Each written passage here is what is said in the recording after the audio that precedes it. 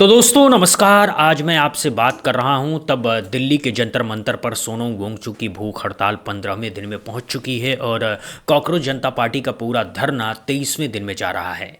वांगचुक का blood pressure 104/66 पर आ चुका है और वो अब तक 7.8 किलो वजन खो चुके हैं। जेएनयू के भौतिकी शोधकर्ता और आयशा कार्यकर्ता हृकेश तालुकदार को 11वें दिन सीने में दर्द और शरीर सुन्न पड़ने की वजह से राम मनोहर लोहिया अस्पताल में भर्ती करना पड़ा है। आयशा के नेहा, मनीष कुमार वर्मा और अमीन एक अलग मंच पर अनशन जारी रखे हुए हैं। जेएनयू एएसयू के संयुक्त सचिव दानिश की तबीयत बिगड़ने पर उन्हें अनशन से हटा दिया गया है और इन सब के बीच नगीना के सांसद और भीम आर्मी प्रमुख चंद्रशेखर आजाद ने वो बात कह दी है जिसने पूरी सियासत का पारा चढ़ा दिया है। मेरे पे समय कमी ना होती तो मैं उनके साथ ही बैठ जाता, और जब मैं बैठ जाऊंगा तो वहां कम से कम एक दिन में लाखों लोग आएंगे, सरकार को पता लग जाएगा। उतना ही इम्तिहान ले सरकार जितना कर सकती है। आप देख रहे हैं बुद्धा इंस्पायर्ड, मैं हूं आपके साथ विकी कुमार। आज हम आपको इस पूरे मामले की वो ताज़ा तस्वीर दिखाएंगे जो पिछले 24-48 घंटे में तेज़ी से बदली है। तो पहले वांगचुक की सेहत का हाल सुन लीजिए, क्योंकि यही इस पूरे आंदोलन की धड़कन है।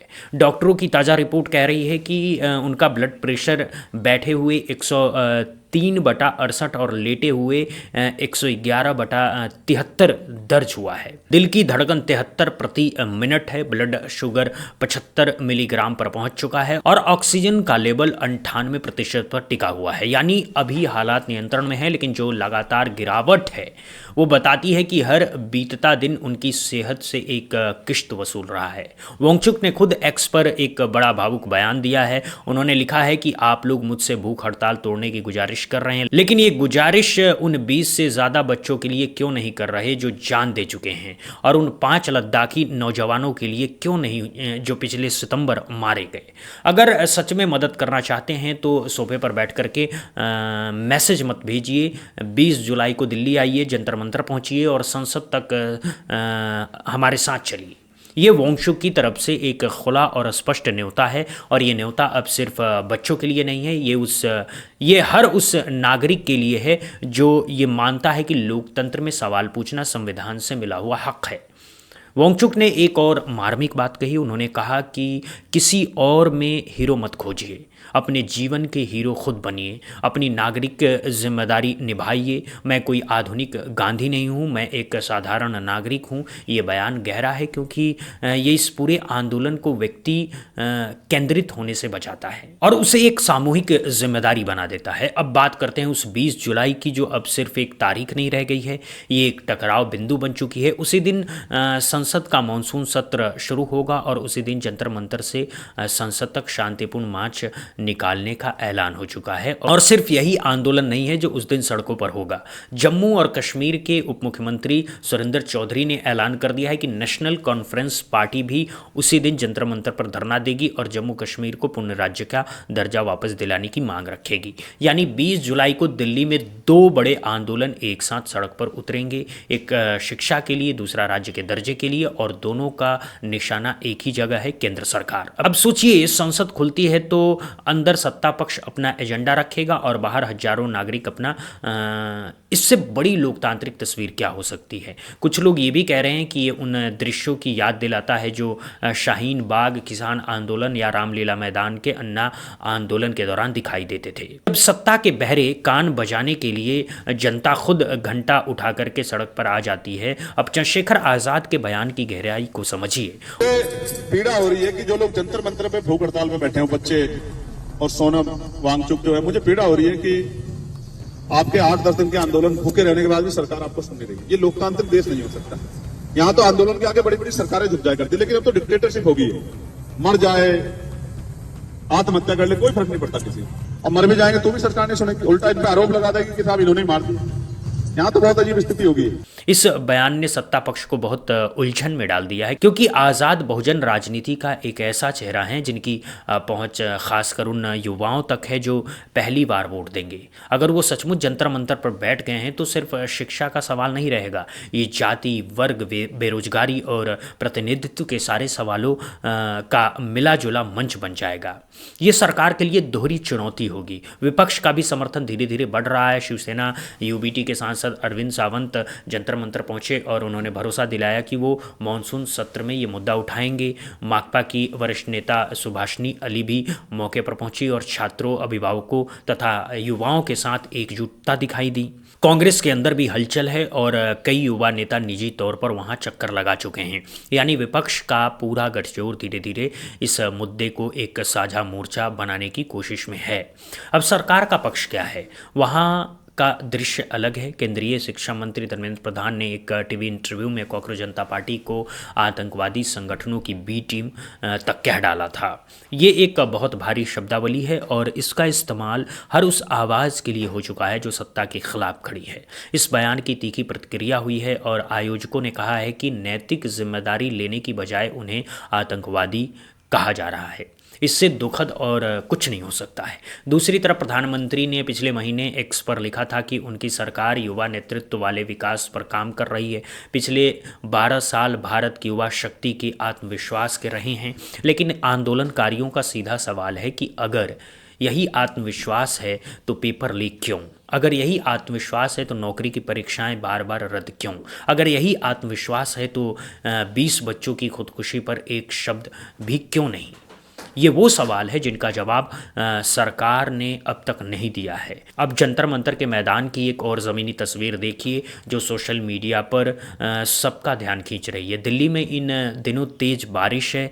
23 दिन से खुले आसमान के नीचे बैठे लोगों के लिए ये किसी नए संकट से कम नहीं है। दीपके ने आरोप लगाया है कि दिल्ली पुलिस उन्हें तिरपाल तक अंदर नहीं ले जाने दे रही है, जबकि पुलिसकर्मी खुद वाटरप्रूफ टेंट के नीचे आराम से बैठे हैं। उन्होंने वीडियो में कहा कि 3 दिन से हम तिरपाल के लिए संघर्ष कर रहे हैं ताकि 12 दिन से भूखे बैठे बच्चों को थोड़ी सुरक्षा मिले। दोस्तों, ये छोटी सी बात लगती है लेकिन असल में बहुत बड़ी है। ये उस रवैये को दर्शाती है जिसमें सरकार अनशनकारियों को थकाने की कोशिश कर रही है, जिसमें बुनियादी सुविधाएं रोक करके उनके शरीर को हरा देने की रणनीति नज़र आती है। ये वैसा ही है जैसे किसान आंदोलन के वक्त सड़कों पर कीलें गाड़ दी गई थी, जैसे शाहीन बाग के इर्द गिर्द बैरिकेड लगाए गए थे। हर आंदोलन को कमज़ोर करने का एक ही सरकारी तरीका है, थकाओ, तंग करो, फिर बदनाम करो। अब इस पूरे मामले में सिनेमा और ग्लैमर की दुनिया की भूमिका पर भी बात होनी चाहिए। गायक दिलजीत दोसांझ से जब पत्रकारों ने इस पर सवाल किया तो उनका जवाब था, मुझे इन सब से दूर रखिए। ये बयान बहुत कुछ कहता है। ये उस पीढ़ी की चुप्पी का प्रतीक है जो लाखों करोड़ों कमाती है, स्टेडियम भर देती है, लेकिन जब बच्चों की खुदकुशी की बात आती है तो वो अपने कान बंद कर लेती है। कहीं ना कहीं यही चुप्पी ब्रांड बचाने की मजबूरी है। कहीं ये सत्ता से टकराव न होने देने की सावधानी है। लेकिन आंदोलनकारियों का साफ कहना है कि अगर सेलिब्रिटीज़ आगे नहीं आते हैं तो कम से कम बीच में ना खड़े हों, रास्ता तो मत रोकिए। आंदोलन के भीतर एक और दिलचस्प बदलाव ये भी है कि अब ये सिर्फ नीट के छात्रों तक सीमित नहीं रहा। एसएससी कांस्टेबल परीक्षा में गड़बड़ी के आरोप वाले युवा भी पहुंच रहे हैं। राज्यों की भर्ती परीक्षाओं में पिट चुके अभ्यर्थी भी वहां अपनी कहानी सुना रहे हैं। यहाँ तक कि किसान और सामाजिक कार्यकर्ता भी वहां पहुंच करके एकजुटता दिखा रहे हैं। यानी ये अब एक शिक्षा आंदोलन से आगे बढ़कर जवाबदेही का आंदोलन बनता जा रहा है। ये बदलाव सरकार के लिए सबसे बड़ी चेतावनी है, क्योंकि जब अलग अलग असंतोष एक जगह इकट्ठा हो जाते हैं तो वो एक ऐसी लहर बनते हैं जिसे रोक पाना बहुत मुश्किल हो जाता है। इतिहास इसका गवाह है। चाहे ये जयप्रकाश नारायण का आंदोलन हो, चाहे अन्ना का हो, ये सब एक ही मुद्दे से शुरू हुए थे लेकिन धीरे धीरे बड़े जन आंदोलन में बदल गए। अब देखने वाली बात ये होगी कि क्या ये कांग्रेस जनता पार्टी का धरना उसी ऐतिहासिक श्रेणी में शामिल हो पाएगा या फिर सरकार इसे कोई मोड़ दे करके हल्का कर देगी। अगले 4-5 दिन इस लिहाज से बेहद अहम है। पहला बड़ा मोड़ ये होगा कि क्या सरकार 20 जुलाई से पहले किसी तरह की बातचीत का दरवाज़ा खोलेगी। अभी तक की खबरों के अनुसार शिक्षा मंत्री की तरफ से कोई पहल नहीं हुई है। दूसरा मोड़ ये होगा कि क्या चंद्रशेखर आज़ाद वाकई जंतर मंतर पहुँचते हैं। अगर वो पहुँचते हैं तो जो लाखों की संख्या का दावा उन्होंने दिया है वो ज़मीन पर कितनी दिखेगी, ये पूरे आंदोलन का बड़ा टेस्ट होगा। तीसरा मोड़ ये होगा कि क्या वांगचुक की सेहत ने अगर और गिरावट दिखाई तो सरकार का रुख बदलेगा, क्योंकि अगर उन्हें कुछ हुआ तो नैतिक जिम्मेदारी की जो चोट पड़ेगी वो बीजेपी से अगले चुनाव तक चिपकी रहेगी। चौथा मोड़ ये होगा कि क्या विपक्ष एकजुट होकर के संसद के अंदर ये मुद्दा तेज़ी से उठाएगा। अभी अरविंद सावंत और सुभाषिनी अली के अलावा बड़े नाम खुल करके सामने नहीं आए। अगर राहुल गांधी, अखिलेश यादव, मल्लिकार्जुन खड़गे जैसे चेहरे इसमें कूदते हैं तो कहानी अलग बनेगी। पांचवा मोड़ ये होगा कि क्या सुप्रीम कोर्ट या कोई संवैधानिक संस्था इस पर संज्ञान लेती है, क्योंकि जब 20 से ज़्यादा छात्रों की मौत का सवाल है, जब लाखों बच्चों का भविष्य दांव पर हो तो अदालत का हस्तक्षेप जायज बनता है। ये पूरी तस्वीर देखने के बाद एक बात साफ है, अब सिर्फ नीट पर 2-4 लाख कैंडिडेट्स नाराज़ नहीं हैं, अब ये एक बहुत बड़ा वैचारिक और सामाजिक टकराव बन चुका है। ये टकराव है सरकार बनाम युवा, ये टकराव है सिस्टम बनाम भरोसा, ये टकराव है सत्ता का घमंड बनाम नागरिक का धैर्य।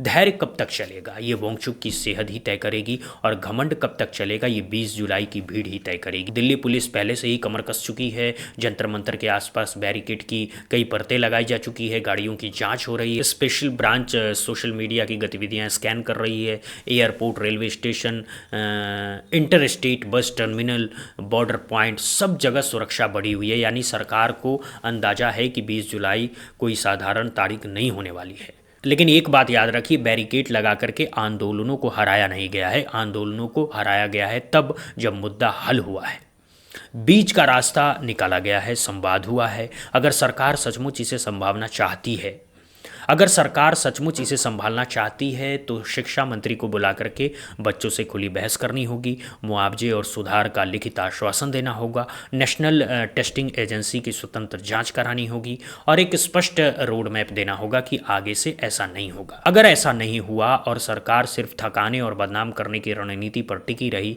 तो 20 जुलाई का नया अध्याय लिखा जाएगा। और लोकतंत्र में जब जनता नया अध्याय लिखती है तो कहानी की दिशा बदल जाती है। फिलहाल तस्वीर यह है कि 15वें दिन का अनशन, 23वें दिन का धरना, अस्पताल में एक स्कॉलर, अलग मंच पर 4 भूखे कार्यकर्ता, बारिश में भीगते सैकड़ों समर्थक, दिल्ली पुलिस की बैरिकेड, विपक्ष के आते जाते दौरे, चंद्रशेखर आज़ाद की चेतावनी, सरकार की चुप्पी और सामने खड़ी है 20 जुलाई की तारीख जो इस पूरी कहानी का अगला पन्ना तय करेगी। अब बताइए आपको क्या लगता है, क्या सरकार अंत में झुकेगी? क्या धर्मेंद्र प्रधान इस्तीफा देंगे? क्या चंद्रशेखर आज़ाद के पहुंचने से लाखों लोग सचमुच आएंगे? क्या ये आंदोलन अगला बड़ा राजनीतिक बदलाव लेकर के आएगा? अपनी राय कमेंट सेक्शन में ज़रूर लिखिएगा, क्योंकि इस वक्त हर आवाज़ मायने रखती है।